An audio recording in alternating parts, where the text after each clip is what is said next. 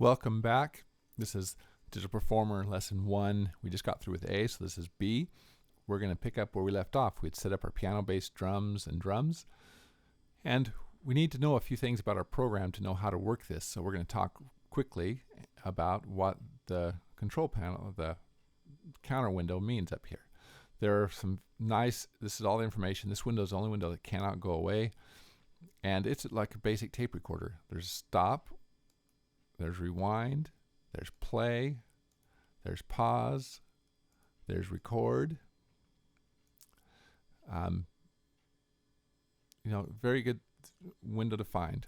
And also there are shortcuts to this window here. On your numeric keypad, 0 is stop, 1 is rewind, enter is play, 0 is stop, 1 is rewind, and 3 is record. 0 stop, 1 rewind. So you can use those to quickly navigate where you are in your sequence. If by chance you want to go to someplace advanced in the sequence, once you have something recorded there, you can go to any measure by hitting the decimal in the numeric keypad once. Notice how the first number highlights in our counter. Type in the measure, like 20. Hit enter, takes you to 20, and then enter again. We'll start playing at measure 20. 0 stops, 1 rewinds. If I want to go to measure 8, I go decimal, 8, enter, and enter again. We'll start playing from that point. 0 stops, 1 rewinds. Very good. And so that's how we navigate here. These numbers represent measure 1, count 1, and then the subdivision of the beat. And Digital Performer breaks the beat into 480 ticks. You can view this in different ways if you like, but this is the best way to do it. This counter over here, it just is a companion counter. It's a film scoring counter, and it counts up hours, minutes, seconds, and frames. Lots of other buttons here. We're just going to highlight the crucial ones right now. Over here on the right, we have 6 little mini buttons, all very important. You want to make sure you have the speaker one turned on and the play plus one turned on. That just kind of follows the screen follows the playback. And then the metronome also. This is our metronome on and off. And to determine how we want our metronome set up, we double click it and we get this preference window. And you can say how loud do you want it to be. Do you want it, the thing that's most critical on the options, do you want it to always click, only during count off, or only when recording? I like for it to click only when recording. So I push stop there. So if I make sure I highlight the metronome up here in the top, make sure it's on only when recording. So now if I push the record button, which is 3 on my numeric keypad, see it's recording. And then I push stop. I push 1 to rewind it, and I'm ready to go again. Now, if you get a little, at first it's nice to have a count off, and so there's got to be a way to say, well, don't just start recording right off the bat because I got to have a chance to orient myself with the keyboard. You have this button down below the transport controls that says 2 bars. Well, if you double click that, you get the preferences for this. And I like for it to only be 1 measure instead of 2, because for me, 2 measures just takes too long. But 1 measure is great. And then I have this little button down here that says count off only when recording. So when I go to play it back, I don't have to wait for it to count off. I like that feature a lot. So I set mine up to have count off 1 measure and count off only when recording. Push done. Notice how it changed to 1 bar. There's another button here, which is kind of nice. I turned on the 1 bar, so if I push record, see it, the counter backed up to 0 and gave me a measure. This button right to the right of it is a nice button. It has a finger pointing down. That means it will wait for you to, let me turn off this button here. It will wait for you to play something for it to start recording. So I'm going to hit my keyboard and it starts. So if you want to start right at measure 20, you go decimal, 20, enter, hit the record button, and since the finger button is pointing down, it goes into wait for user mode. So now I can just start playing.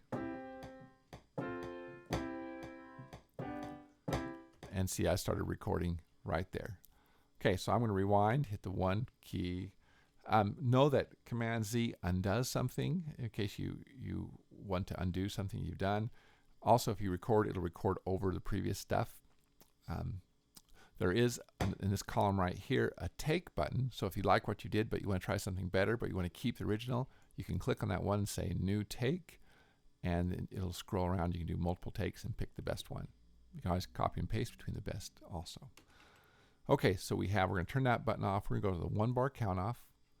We got the piano set up. We got the metronome turned on. One other important feature is the tempo.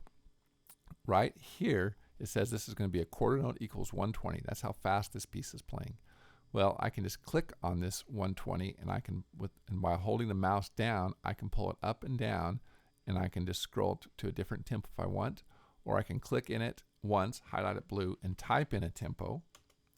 Or if I don't know my tempo, this is a nice feature. You can click on this drop-down box button, come down to where it says, instead of tempo slider, say tempo pad, and then you can tap on the slash key right below the delete key on your numeric keyboard in time and find out what your tempo is. It'll calculate the time between each beat.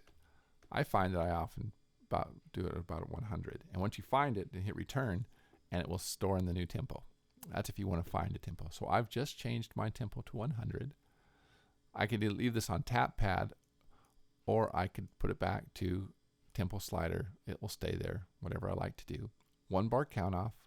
I rewind it by hitting the 1 key.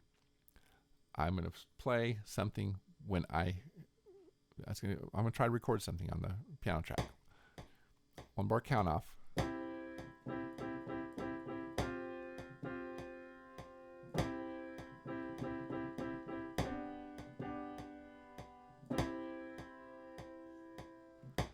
All right, so I played something in the piano track, 4 bars. I'm going to push 0 to stop it. Of course, I already stopped it. 1 to rewind it. Enter to play it.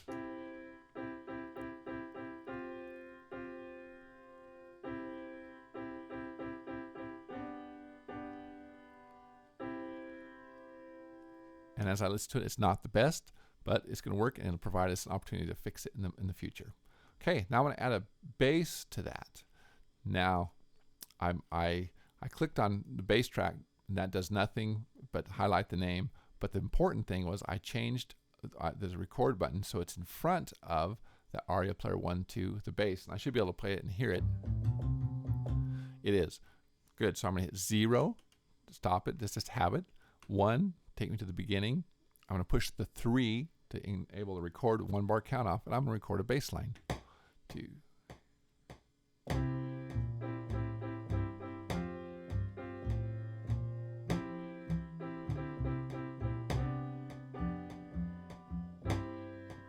Oh, that was horrible. We'll call it progressive. Very good. So now we're going to do a bass, drum, and a snare. And I like to use, you can use one hand to do the bass, one hand to do the snare, and just practice doing, one hand's the bass, one's the snare. Remember, it's the low C on your keyboard and the D right next to it. And I'm just going to do a pattern that matches. So I've highlighted in front of the drum track 1. I'm going to push the record button, and it'll give me 1-bar count off. Bass and snare.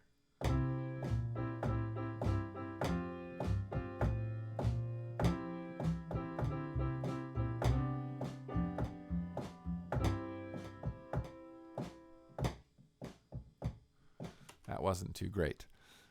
Now we have two drum tracks, so I'm going to go down to the next drum track, and I'm going to do a hi-hat. And hi-hat is the F sharp above that low C and D, and the open hi-hat is the A sharp, so you can go closed and open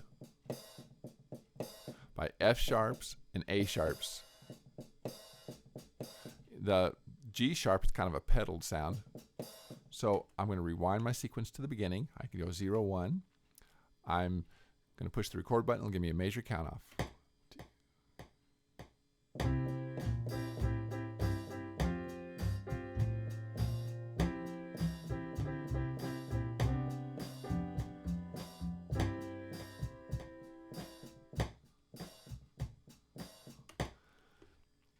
Okay, really exciting.